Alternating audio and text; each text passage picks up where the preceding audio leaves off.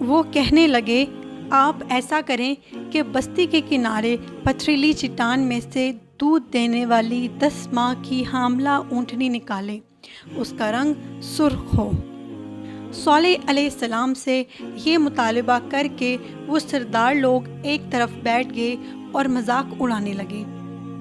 ایک کہنے لگا، اونٹنی 10 ماہ کی ہو، حاملہ ہو۔ دوسرا کہنے لگا، لازمی طور پر اس کا رنگ سرخ ہو۔ پھر ایک تیسرا سردار بولا، اس کی کھال پر بہت زیادہ اون ہو۔ چوتھا کہنے لگا، موٹی تازی ہو، ہم نے پہلے اس قسم کی اونٹنی دیکھی ہی نہ ہو۔ پانچواں بولا، وہ اتنی بڑی ہو کہ اکیلی ایک دن تمام کنویں کا پانی پی جائے اور دوسرے روز ہم پئیں۔ یہ لوگ اسی طرح مذاق اڑاتے رہے کہ صالح علیہ السلام نے ان سے کہا، اگر تمہاری مطلوبہ اونٹنی تمہیں مل جائے تو کیا تم ایمان لے آؤ گے؟ سب نے مل کر کہا، ہاں ضرور لے آئیں گے۔ صالح علیہ السلام نے فرمایا، تب تم ایک مقررہ دن سب لوگوں کو جمع کر لو۔ وہ لوگ جمع ہو گئے۔ ان کی موجودگی میں صالح علیہ السلام نے اللہ سے دعا کی۔ زمین پر زلزلہ طاری ہوا، ان کی آنکھوں کے سامنے چٹان پھٹی اور اس سے بالکل ویسی ہی اونٹنی نکلی جیسے کہ ان کا مطالبہ تھا۔ انہوں نے اپنی زندگی میں ایسی اونٹنی کبھی نہیں دیکھی تھی۔ اس میں وہ تمام صفات موجود تھی جن کا ذکر ان لوگوں نے کیا تھا۔ اللہ تعالیٰ صالح علیہ السلام کی زبانی سورہ ہود آیت 64 میں فرماتے ہیں، اے میری قوم، یہ اللہ کی بھیجی ہوئی اونٹنی ہے، تمہارے لیے ایک معجزہ ہے۔ اب تم اسے اللہ کی زمین میں کھاتی ہوئی چھوڑ دو اور اسے کسی طرح کی تکلیف نہ پہنچاؤ، ورنہ فوری عذاب تمہیں آ پکڑے گا۔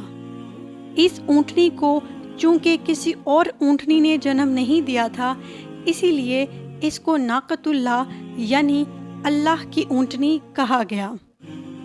پھر صالح علیہ السلام نے فرمایا، لوگو سن لو، ایک دن یہ اونٹنی پانی پیے گی، ایک دن تم پیو گے، تم میں سے کوئی اسے تکلیف نہ پہنچاؤ، ورنہ اللہ کا بدترین عذاب تم پر نازل ہوگا۔ سورۃ القمر میں اللہ تعالیٰ فرماتے ہیں، بے شک ہم اونٹنی کو ان کے لیے آزمائش بنا کر بھیج رہے ہیں، بس تم صبر کے ساتھ ان کے انجام کا انتظار کرو۔ اس نشانی کے ظہور کے بعد اللہ تعالیٰ نے صالح علیہ السلام کو مخاطب کر کے فرمایا، تم اب دیکھتے رہو ان کا انجام کیا ہوتا ہے، ان کی سختیوں پر صبر کرو، ان سے کہہ دو کہ پانی پر ایک دن ان کا اختیار ہوگا اور ایک دن اس اونٹنی کا۔ خبردار کوئی زیادتی نہ کرے اور اس اونٹنی کو پانی پینے سے نہ روکے۔ سورۃ الشمس میں اللہ تعالیٰ فرماتے ہیں کہ ان سے اللہ کے رسول نے فرما دیا تھا کہ اللہ کی اونٹنی کی اور اس کے پانی پینے کی باری کی حفاظت کرو، یعنی اسے نہ تو پانی پینے سے روکو اور نہ ہی اسے کوئی تکلیف پہنچاؤ۔ اس معجزے کو دیکھ کر لوگ دو گروہوں میں بٹ گئے۔ بہت کم لوگوں نے صالح علیہ السلام کی پیروی کی اور ان پر ایمان لائے، جبکہ اکثر لوگ پھر بھی کفر پر ہی ڈٹے رہے۔ اللہ تعالیٰ فرماتے ہیں، ان لوگوں نے خود معجزے کا مطالبہ کیا تھا، لیکن اس کو اپنی آنکھوں سے دیکھنے کے باوجود ظلم پر ڈٹے رہے اور کفر پر اصرار کرتے رہے۔ سورۃ الحجر آیت 81 میں اللہ تعالیٰ فرماتے ہیں، اور انہیں ہم نے اپنی نشانیاں بھی عطا فرمائی تھی، لیکن پھر بھی وہ ان سے گردن موڑنے والے ہی رہے۔ اسی طرح سورہ بنی اسرائیل میں اللہ تعالیٰ فرماتے ہیں، ہم نے قوم سمود کو نشان کے طور پر اونٹنی عطا کی تھی، لیکن انہوں نے ان پر ظلم کیا۔ بلا شبہ وہ ایک واضح نشانی تھی۔ کوئی شخص یہ نہیں کہہ سکتا تھا کہ جادوگروں نے اسے پیدا کیا ہے۔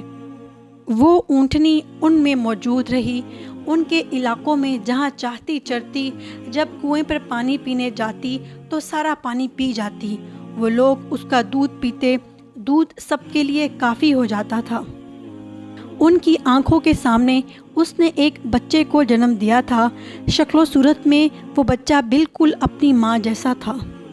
لوگ اسے دیکھ کر تعجب کرتے۔ بچہ اونٹنی کے ساتھ ساتھ رہتا تھا۔ یہ ایک واضح نشانی تھی۔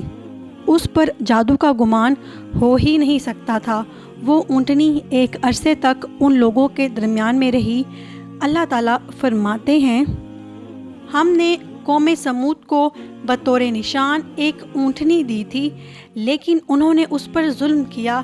حالانکہ یہ نشانیاں ہم لوگوں کو ڈرانے کے لیے بھیجتے ہیں۔ وہ لوگ اس اونٹنی کو دیکھ کر متعجب ضرور ہوئے، لیکن ایمان پھر بھی بہت کم لوگ لائے۔ حالانکہ اس نشانی کے بعد انہیں چاہیے تھا کہ ایمان لے آئیں۔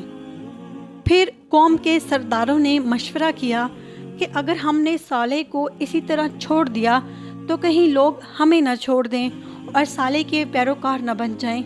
اس اونٹنی نے تو ہمیں مصیبت میں ڈال دیا ہے۔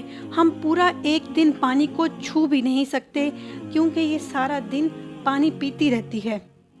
پھر یہ اس قدر دیو ہیکل ہے کہ اسے دیکھ کر ہماری بکریاں بھاگ جاتی ہیں، اونٹ اسے دیکھ کر خوف زدہ ہو جاتے ہیں، لہٰذا ہمیں چاہیے کہ اس سے چھٹکارا حاصل کر لیں۔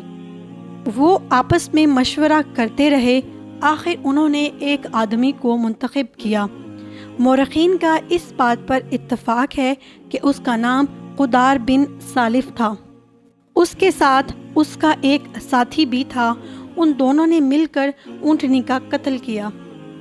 اللہ تعالیٰ سورۃ قمر آیت 29 اور 30 میں فرماتے ہیں، پھر انہوں نے اپنے ایک ساتھی کو بلایا، اس نے ہاتھ بڑھایا اور اس کی کونچیں کاٹ دی۔